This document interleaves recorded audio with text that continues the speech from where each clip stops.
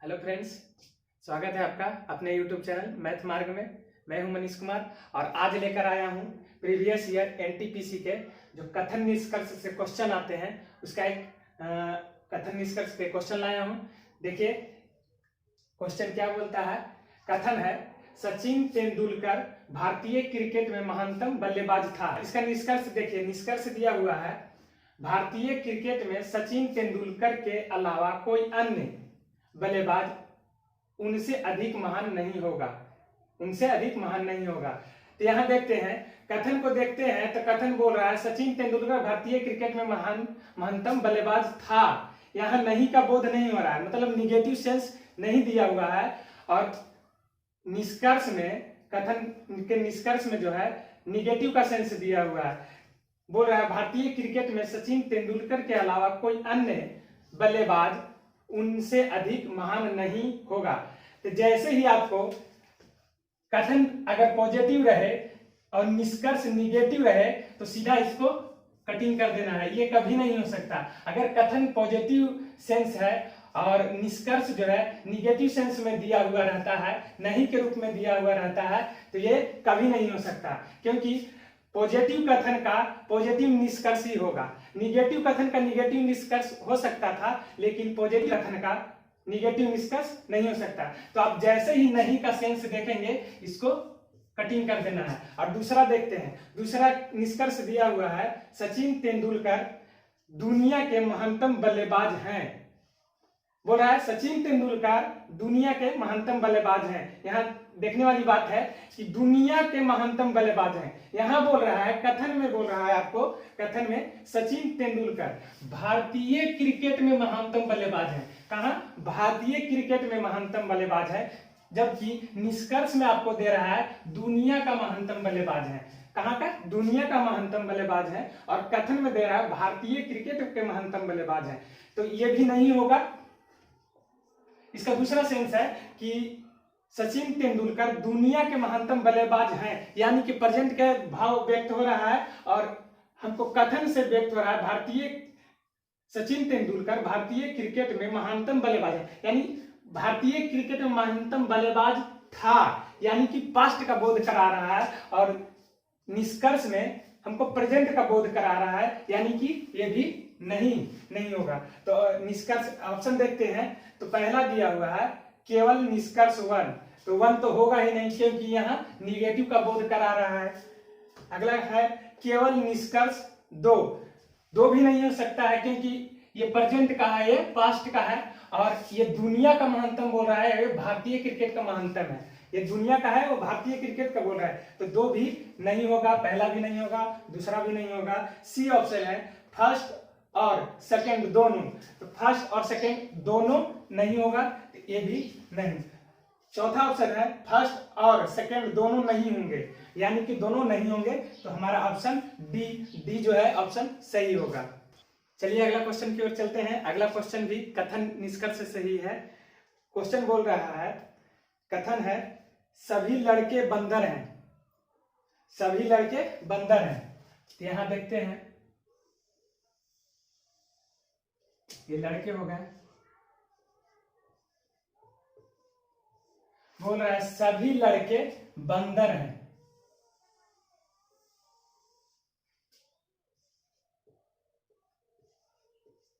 सभी लड़के बंदर हैं। दूसरा बोल रहा है कुछ पौधे बंदर हैं। तो दूसरा कैसे बनेगा? डायग्राम देखिए, कुछ पौधे बंदर हैं, एक तो ऐसे बनेगा,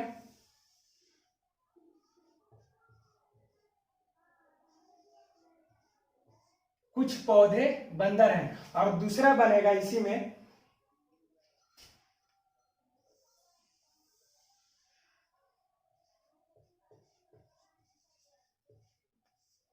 ये 2 तरह से बन सकता है इसका डायग्राम। बोल रहा है कुछ पौधे बंदर हैं, तो कुछ पौधे जो है बंदर हैं, तो कुछ लड़के भी तो हो सकते हैं। ये नहीं क्लियर कर रहा है कि ये लड़का नहीं हो सकता है, तो इसको हम 2 ठो बना के देखेंगे, उसके बाद फाइंड करेंगे। तो कुछ पौधे जो है बंदर हैं, यहां भी देखिए कुछ पौधे बंदर हो रहे हैं, कुछ पौधे बंदर हो रहे हैं, लेकिन कुछ पौधे लड़के भी हो रहे हैं। और कथन में हमको बोल रहा है कि कुछ पौधे बंदर हैं, तो कुछ पौधे बंदर हम दोनों कर दिए। अब निष्कर्ष में चलते हैं, तो निष्कर्ष हमारा क्या होता है, कुछ बंदर लड़के हैं। तो पहला बोल रहा है, पहला निष्कर्ष बोल रहा है कुछ बंदर लड़के हैं, कुछ बंदर जो हैं लड़के हैं। तो देखिए बंदर वाला ऊपर का है सर्कल और लड़के वाला उसके अंदर का, तो कुछ बंदर जो है लड़के हो सकते हैं, कुछ बंदर लड़के हो सकते हैं। तो हमारा प्रथम निष्कर्ष जो है सही होता है, प्रथम सही होता है, कुछ बंदर लड़के हो सकते हैं। दूसरा देखते हैं, तो दूसरा बोल रहा है कि सभी पौधे लड़के हैं, सभी पौधे लड़के हैं। तो क्या सभी पौधे लड़के हैं, इसमें देखते हैं पहला डायग्राम में सभी पौधे लड़के हो सकते हैं, कुछ ही है जो बंदर है, लड़का तो नहीं है, कुछ है जो बंदर है, कुछ पौधा बंदर है, कोई भी पौधा लड़का नहीं है। इस डायग्राम से हमको पता चलता है कि कोई भी पौधा लड़का नहीं है। इस डायग्राम में चलते हैं, तो इस डायग्राम में भी वही बोध हो रहा है कि कुछ पौधा जो है बंदर हो सकते हैं, कुछ पौधा बंदर हैं, कुछ पौधे लड़के भी हैं, कुछ पौधे लड़के भी हैं। तो यह डायग्राम हमारा गलत है। तो इसमें देखते हैं, तो इसमें कुछ पौधे बंदर ही हो रहे हैं, लड़के कोई भी नहीं हो रहा है, सभी पौधे लड़के नहीं हो रहे हैं। तो हमारा दूसरा निष्कर्ष जो है गलत है, हमारा दूसरा निष्कर्ष गलत है। तो इसका आंसर होगा ए, केवल निष्कर्ष ए सत्यापित करता है, केवल निष्कर्ष ए सत्यापित करता है। अगला क्वेश्चन है, उस अक्षर का चयन करें जो समूह से संबंधित नहीं है। एक आपका डायग्राम दे देता है, इसको बोलता है कि उस अक्षर का चयन करें जो समूह से संबंधित नहीं है। तो इसको हम कैसे छाटेंगे, देखिए दिया हुआ है PEIO। तो P हमारा हम जानते हैं कि कॉन्सोनेंट है, P है कॉन्सोनेंट, E हमारा वोवेल है, I हमारा वोवेल है और O भी वोवेल के रूप में है। तो इसमें 3 ठो वोवेल है, एक कॉन्सोनेंट है। तो इसमें चुनने के लिए P हमारा आंसर हो जाएगा, यानी कि जो A दिया हुआ है ये हमारा आंसर है। तो इसमें देखते हैं A किस में दिया हुआ है, ऑप्शन में A B में दिया हुआ है, मतलब B ऑप्शन में हमारा A दिया हुआ है। तो इसका आंसर हो जाएगा A, P इसका सही आंसर था, सही आंसर हो गया। अगला क्वेश्चन देखते हैं, ये डायग्राम से संबंधित है। क्वेश्चन बोल रहा है कौन सा वेन आरेख निम्नलिखित वर्गों का सही प्रतिनिधित्व करता है। तो हमारा दिया हुआ है कर्नाटक, भारत, एशिया। इसमें हमको ABCD ऑप्शन दिया हुआ है। इस डायग्राम में हमको चूज करना है कि कर्नाटक, भारत, एशिया ये किस डायग्राम में फिट बैठता है। तो हमको पहले देखना है पहला में, तो पहला ऑप्शन उठाते हैं, तो पहला में देखते हैं, तो कर्नाटक, एशिया और भारत। तो एशिया में भारत है, एशिया में कौन है, भारत है, और भारत में ही कर्नाटक है। कहां, भारत में कर्नाटक है। तो इसका सही बनेगा एशिया, एशिया हो गया, एशिया में ही भारत आता है और भारत के अंदर, भारत के ही अंदर कर्नाटक आते हैं। तो भारत के अंदर कर्नाटक, यानी कि एशिया में भारत, भारत में कर्नाटक। तो इसका सही ऑप्शन आप चूज कर सकते हैं ऑप्शन बी, क्योंकि एशिया, एशिया हो गया, एशिया में आता है भारत और भारत में कर्नाटक। तो इसका सही ऑप्शन बी ऑप्शन सही होगा। चलिए अगले क्वेश्चन की ओर चलते हैं। तो अगला क्वेश्चन देखते हैं, ये कथन और निष्कर्ष सही है। कथन बोल रहा है, कथन है हमारा, कथन ये भ्रम मानसिक तनाव का कारण बनता है। भ्रम जो है, भ्रम मानसिक तनाव का कारण बनता है। कथन बी है मानसिक तनाव चिंता का कारण बनता है। इसमें बोल रहा है भ्रम जो है हमारा, भ्रम मानसिक तनाव का कारण बनता है।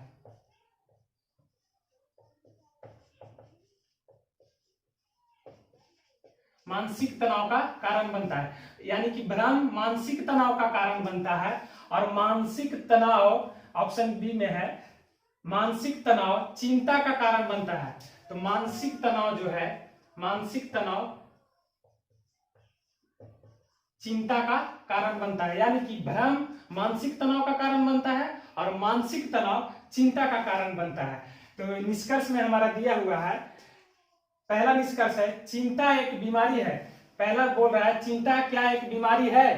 तो देखते हैं इसमें कथन में हमारा दो कथन दिया हुआ है, इसमें से किसी में भी नहीं दिया हुआ है कि चिंता एक बीमारी है, किसी में नहीं दिया हुआ है और नहीं बोला गया है। तो कथन जो बोलता है वही सत्य मानकर चलते हैं। कथन जो बोला उसको 100% सही मानना है, चाहे कथन गलत ही क्यों ना हो। जो कथन बोल रहा है उसको हमको 100% सही मान के चलना रहता है। तो कथन में ऐसा कुछ नहीं बोल रहा है कि चिंता एक बीमारी है, ये तो कभी नहीं बोल रहा है, तो ये हमारा गलत हो जाएगा। दूसरा देखते हैं भ्रम चिंता की ओर ले जाता है। तो देखिए दूसरा क्या बोल रहा है, भ्रम जो है चिंता की ओर ले जाता है। यहां देखते हैं, इसको हम फाइंड करके यहां बनाए हैं। यहां देखिए भ्रम जो है मानसिक तनाव की ओर ले जाता है। भ्रम मानसिक तनाव की ओर ले जाता है और मानसिक तनाव चिंता की ओर ले जाता है। यानी कि भ्रम जो है चिंता की ओर ले जाता है। डायरेक्ट हुआ भ्रम चिंता की ओर ले जाता है, डायरेक्ट नहीं ले जाके भ्रम जो है मानसिक तनाव की ओर ले जाता है और मानसिक तनाव चिंता की ओर ले जाता है। तो इससे हमको ज्ञात हो रहा है कि भ्रम चिंता की ओर ले जा सकता है, यानी ले जा रहा है। तो ये ऑप्शन सही होगा। तो अब इसमें देखते हैं ऑप्शन बी है, केवल निष्कर्ष दो तर्क संगत है। तो ऑप्शन बी सही है। चलिए अगला क्वेश्चन को देखते हैं। क्वेश्चन है 50 छात्रों की एक कक्षा में 18 छात्र ने साहित्य और 26 छात्र ने भाषा के लिया है और 2 छात्रों ने साहित्य और तथा भाषा दोनों विषय लिए हैं। क्वेश्चन क्या बोल रहा है, 50 छात्र थे कक्षा में कुल 50 छात्र हैं, जिनमें से 18 छात्र ने साहित्य के लिए, 18 छात्र ने साहित्य के लिए हैं, 26 छात्र भाषा के लिए हैं। 26 जो है भाषा के लिए हैं और बोल रहा है 2 छात्र साहित्य तथा भाषा दोनों लिए हैं। 2 छात्र साहित्य और भाषा दोनों लिए हैं। तो हमसे क्वेश्चन पूछा है, पहला क्वेश्चन है केवल साहित्य में नामांकन करने वाले छात्रों की संख्या कक्षा में कुल छात्रों की संख्या का कितना प्रतिशत है। देखिए केवल साहित्य में नामांकन करवाने वाले छात्रों के, तो केवल साहित्य में नामांकन, केवल साहित्य में 18 है, लेकिन इसमें से 2 ठो जो है साहित्य और भाषा दोनों को अध्ययन करते हैं। तो केवल साहित्य में बोला है तो पहले हम निकाल लेंगे केवल साहित्य और केवल भाषा का। तो केवल साहित्य का निकालने के लिए साहित्य में 18 दिया हुआ है, जबकि भाषा और साहित्य दोनों में 2 ठो दिया हुआ है, तो इसको घटा लेंगे। यानी कि 18 - 2 यह आ गया 16। ये 16 जो है केवल साहित्य में अध्ययन करते हैं, 16 जो है केवल साहित्य में अध्ययन करने वाले हैं। और जस्ट उसी प्रकार भाषा में भी हम 2 घटा देंगे, यानी कि 26 - 2 करेंगे तो 24। ये 24 जो है केवल भाषा में अध्ययन करने वालों के लिए है। तो पूछ रहा है, हमारा क्वेश्चन है केवल साहित्य में नामांकन कराने वाले छात्रों की संख्या कुल कक्षा में छात्रों की संख्या का कितना % है। कुल छात्र कितने हैं हमारे, 50 छात्र हैं, कक्षा में कुल 50 छात्र हैं। तो बोल रहा है कि केवल साहित्य में पढ़ने वालों की परसेंटेज कितनी है। तो केवल साहित्य में हमारा 16 बच्चा पढ़ता है, यानी कि 16 गुणा में 100/50। ये हमारा निकल जाएगा कि साहित्य में पढ़ने वाले छात्रों की संख्या क्या होगी। तो इससे काटेंगे तो 2 बार में, यानी कि 16 दूना 32% जो है साहित्य में पढ़ते हैं। चलिए इसी में अगला क्वेश्चन दिया हुआ है, इसी में है दूसरा क्वेश्चन। क्या पूछ रहा है, कितने छात्रों ने एक ही विषय में नामांकन कराया है। पूछ रहा है कितने छात्रों ने एक ही विषय में नामांकन कराया है। तो एक ही विषय में यानी कि सिर्फ साहित्य और सिर्फ भाषा में, ये 2 होगा, साहित्य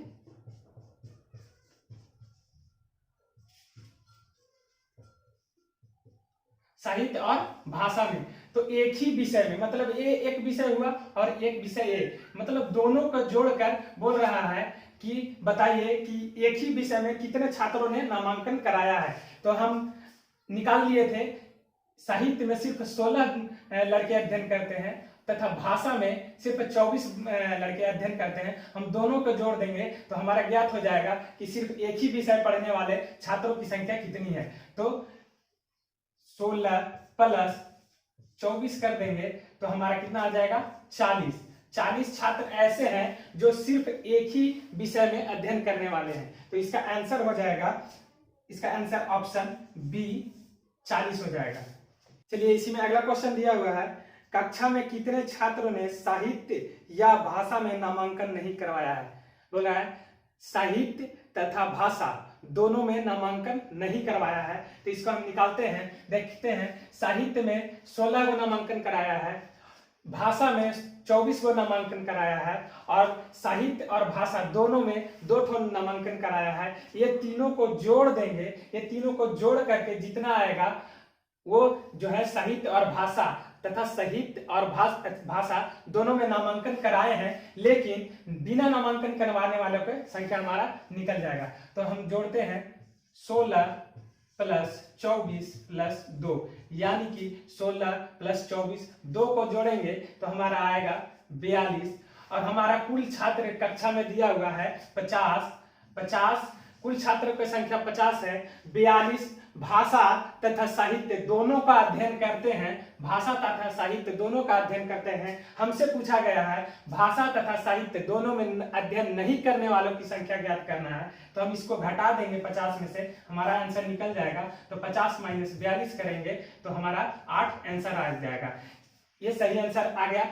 ये भाषा तथा साहित्य दोनों में नामांकन नहीं करवाने वाले छात्रों की संख्या है। हम ऑप्शन में देखेंगे, ऑप्शन नंबर सी। आज का रीजनिंग का क्लास अगर आपको अच्छा लगा हो तो चैनल को सब्सक्राइब करें, हमारे वीडियो को लाइक करें, क्योंकि ज़्यादा से ज़्यादा लाइक करें। लाइक करने से हम लोग को प्रोत्साहन मिलती है। तो लाइक करें, वीडियो को आगे शेयर करें ताकि सभी बच्चे जो हैं इस वीडियो को देख पाएँ, लाभान्वित हो सके। तो थैंक यू, धन्यवाद। अगले क्लास में मिलते हैं।